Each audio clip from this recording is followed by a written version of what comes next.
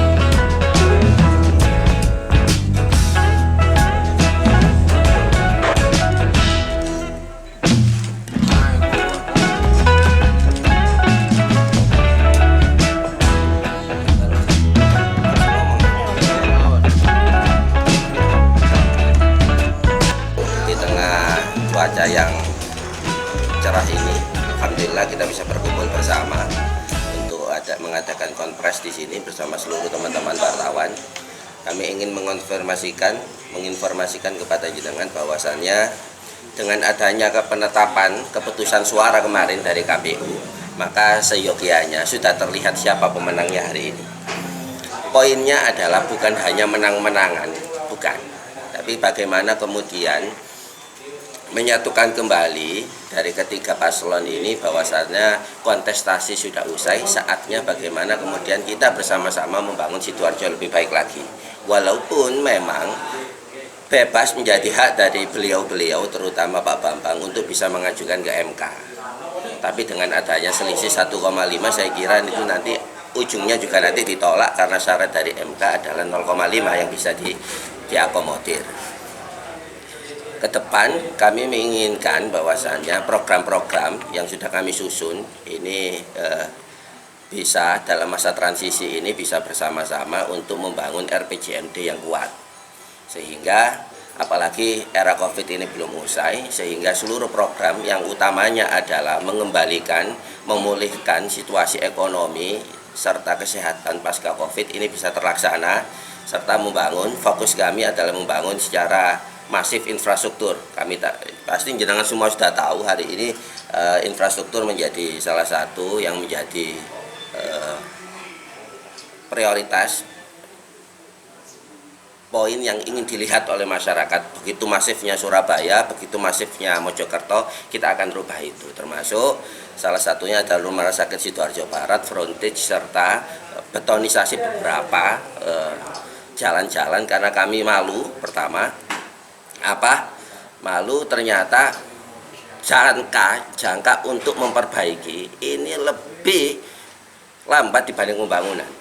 Pembangunan apapun kalah cepat sama memperbaiki, sehingga ke depan saya yakin luas jalan mantap akan semakin berkurang. Karena apa? Waktu kita habis untuk memperbaiki. Caranya bagaimana untuk memotong ini adalah kemudian betonisasi seluruh jalan-jalan yang ada di Sidoarjo. Nah, selain itu nanti fokus pada pemulihan ekonomi. Pemulihan ekonomi karena di era Covid seperti yang kita tahu banyak kemudian UMKM yang jatuh bangun, tidak bisa berakselerasi dengan cepat karena memang eranya Covid.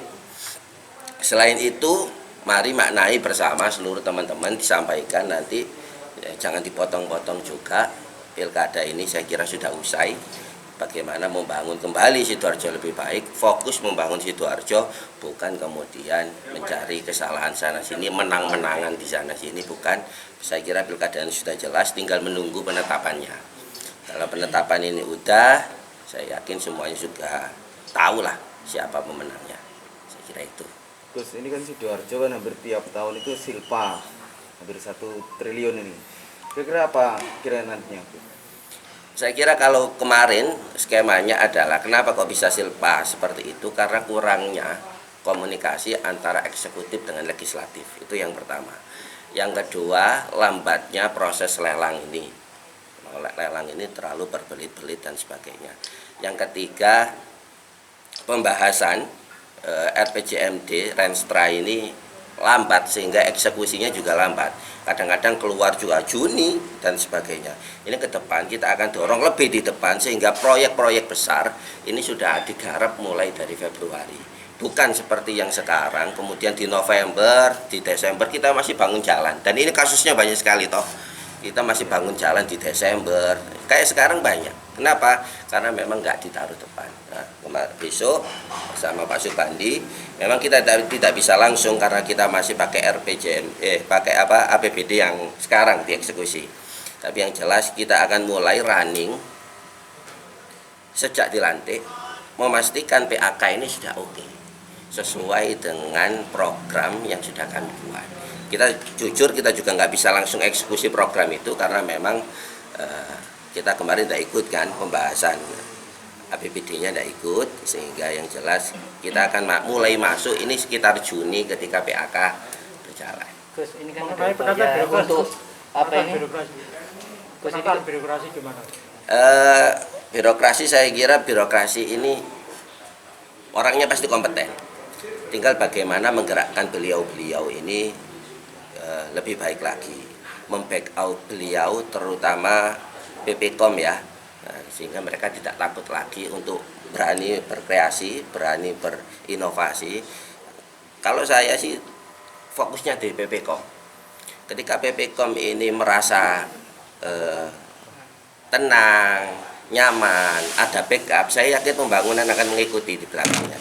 Yang kedua, birokrasi yang terpenting kalau menurut saya hari ini adalah bagaimana memperbaiki kualitas BUMD yang ada di Sidoarjo, terutama PDAM. Ada target 100 hari itu, 100 hari kerja. Target pertama adalah bagaimana kemudian merealisasikan walaupun hanya sejengkal untuk Rumah Sakit Sidoarjo Barat sama frontage.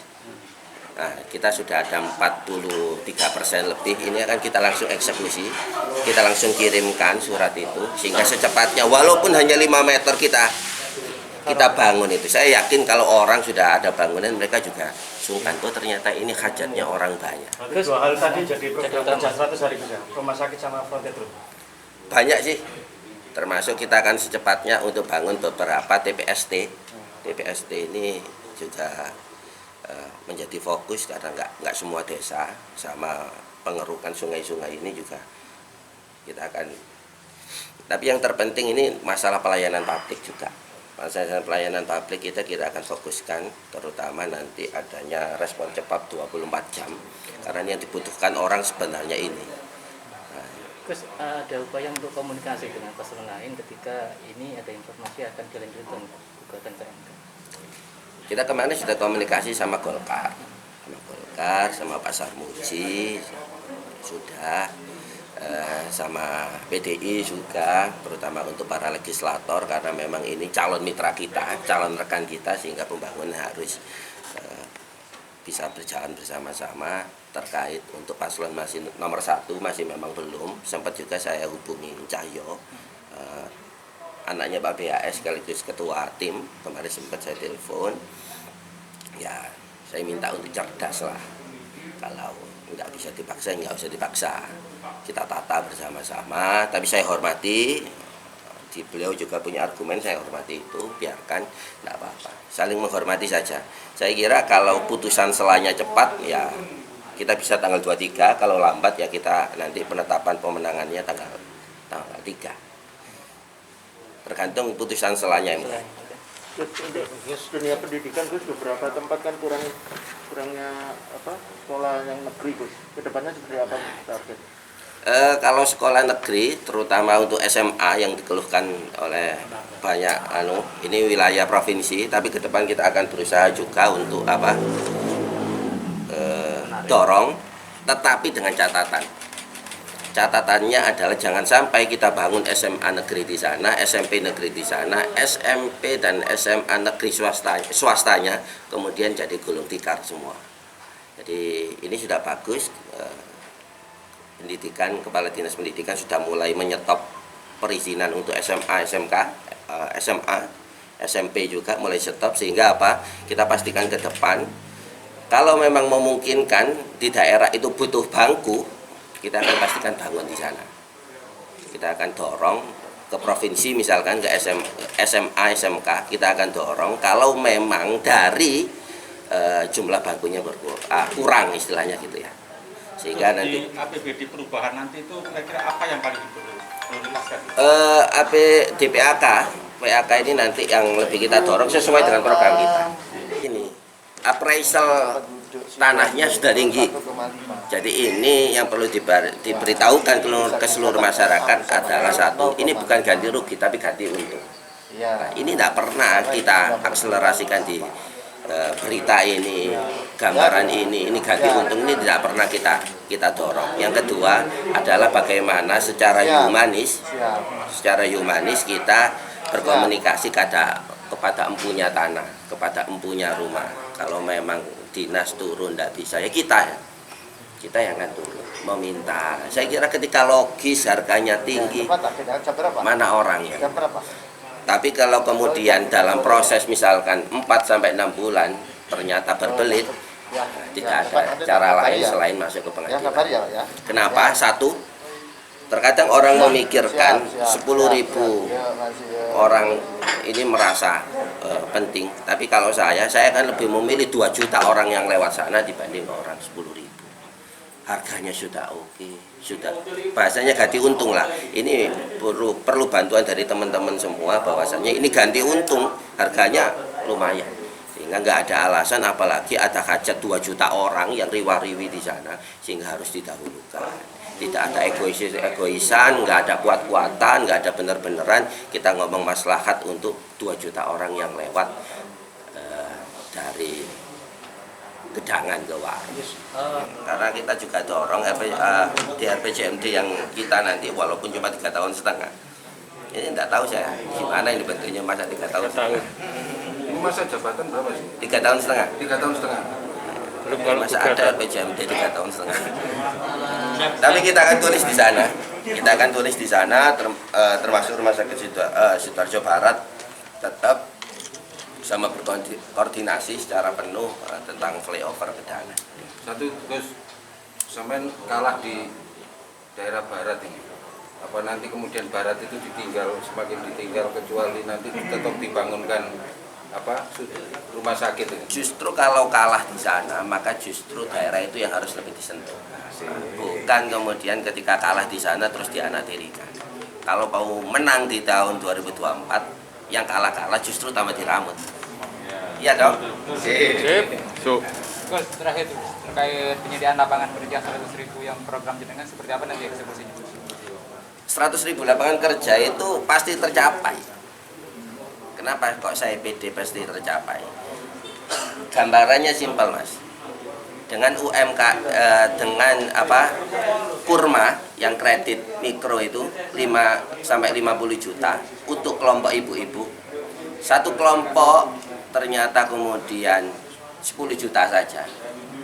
10 orang, 10.000 kelompok, maka cuma 100 miliar. Ini kecil. 10.000 kelompok, kalau satu kelompok ini 10, sudah 100.000 lapangan kerja. Itu dalam 1 tahun. Bagaimana kalau kita turunkan saja misalkan 3.000 kelompok. 3.000 kelompok kali 10, 1 tahun sudah 30.000. Nah, ini baru dari satu program, bukan program yang lain. Ini kita bukan jualan kecap, kita bukan jualan mimpi kemarin. Nah, ini sudah ada hitungannya semua rigid, termasuk UMKM naik kelas, warung naik kelas, kemudian undang investor. Ini kita sudah kemarin komunikasi dengan KPM. Nah, mereka apalagi di Sidoarjo ini didorong adanya industri halal, ini sudah mulai jalan di Chevlog ini kita jalan. Kita sudah ngecek juga, saya yakin ke depan 100.000 ini pasti tercapai. Alhamdulillah, terima kasih teman-teman media. Yang pertama, kami mengucapkan seluruh masyarakat Sidoarjo yang telah memberikan dukungan kita yang luar biasa. Yang pertama. Yang kedua, saya mengucapkan terima kasih kepada Partai PKB, Partai pendukung, dan tidak lupa teman-teman relawan seluruh Kabupaten Sidoarjo yang menyukseskan saya Gus Mudor dan Haji Subandi. Itu yang ketiga. Yang tadi disampaikan gimana nanti permasalahan terkait masalah daerah terpinggir. Tadi juga saya sampaikan sama Pak Bupati kita, gimana kita membangun komitmen termasuk daerah tarik yang tertinggal. Nah, ini tadi disampaikan kita akan mengikuti, kita akan mendorong gimana program Bupati ini sampai berhasil dan sukses dengan waktu 3,5 tahun. Dengan kemarin adanya kurang perhatian dan lain, insya Allah ini kita kepingin ada suatu pemerataan pembangunan yang ada di Sidoarjo. Biarkan nanti peningkatan ekonomi tidak melulu di kota, minimal di daerah pinggiran juga harus kita ikuti, harus kita ramu dan lain. Insya Allah nanti kalau itu dilakukan, kita 2024 insya Allah nanti suara yang ditarik akan meningkat. Gitu. Yang di daerah timur juga seperti itu, gimana permasalahan tambak yang selama ini tidak ada perhatian. Nah, karena tambak itu kan dekat dengan laut, kita harus membangun komunikasi dengan provinsi, kita harus membangun komunikasi dengan Kabupaten Sidoarjo, gimana permasalahan tambak itu bisa realisasi. Jangan sampai ada masyarakat mengeluhkan permasalahan tambak dan lain itu. Terus tadi disampaikan sama Gus Mudor, gimana nanti terkait masalah 3,5 tahun itu, apakah terkait peruntit, black over itu bisa jalan. Kita insya Allah kalau itu betul-betul dilakukan dan Bupati dia ada komitmen dan kemauan yang tinggi, insya Allah selesai. Karena saya kemarin sebagai ketua komisi A, saya melihat komitmen pemerintah kabupaten itu kurang untuk memberikan suatu perhatian. Akhirnya mau tidak mau kegiatan putus. Nah, saya harapkan kemarin sudah kita sampaikan Gus Mudor, Gus gimana nanti ke depan. Saya kepingin membangun koordinasi dan komunikasi antara bupati, wakil bupati, jajaran sekda ke bawah. Ini harus betul-betul kita lakukan, kita strong, biarkan nanti hasil ini bisa dilakukan. Itu. Dan kita juga tidak kalah lepas karena nanti anggaran ini kan misi dan misi kita sudah kita sampaikan 17 program. Dan nanti ada perubahan namanya RBJMD, itu perubahan 6 bulan. Nah, ini harus kita masukkan, biarkan sampai nanti misi dan misi kemarin debat paslon, masyarakat itu tidak didolimi. Itu. Nanti insya Allah kita ada perubahan RBJMD 6 bulan ini harus kita masukkan. Termasuk pendampingan apa saja yang disampaikan misi dan misi Gus Mudor dan saya. Itu saja, terima kasih.